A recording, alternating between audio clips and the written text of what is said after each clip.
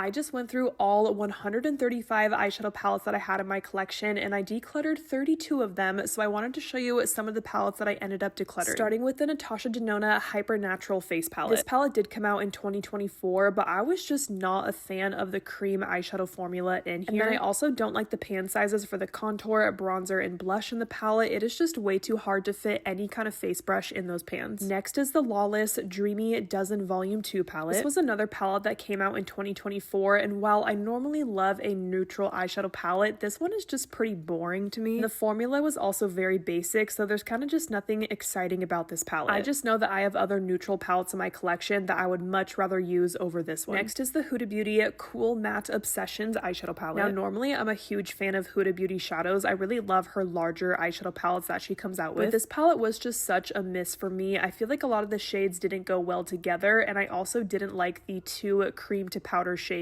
in the palette. I also ended up decluttering the one Viseart palette that I had in my collection. It is the Coyish Etendu. I was excited to have an all shimmer, colorful palette like this, but honestly, I was so disappointed in the formula of these shadows. There was very little sparkle and reflect with those shadows, and I just much rather use an indie brand like Odin's Eye over these shadows. I'm also decluttering these two Smashbox Always On Mood Board eyeshadow palettes in Bougie Vibes and Earthy Vibes. Now, I did do a look with each of these palettes, and I did like the palettes. I thought the formula was pretty good, especially for Smashbox. But I just know that I'm going to forget about these palettes in my collection, and since they are pretty new, I'd rather rehome them now instead of just hanging on to them. Next is a Juvia's Place Afro Galactic palette. I honestly just don't like this color story. I don't really think a lot of these shades go together, and it's kind of just too much for me and my personal preferences nowadays. Last one I'm going to show you is this The Raw eyeshadow quad. Now, I love the shades in here. I love a mini neutral quad, but this palette retails for $102, and I just cannot recommend that to my followers. I think that is so overpriced. I didn't get to show you every single palette, but I feel so good about this eyeshadow declutter.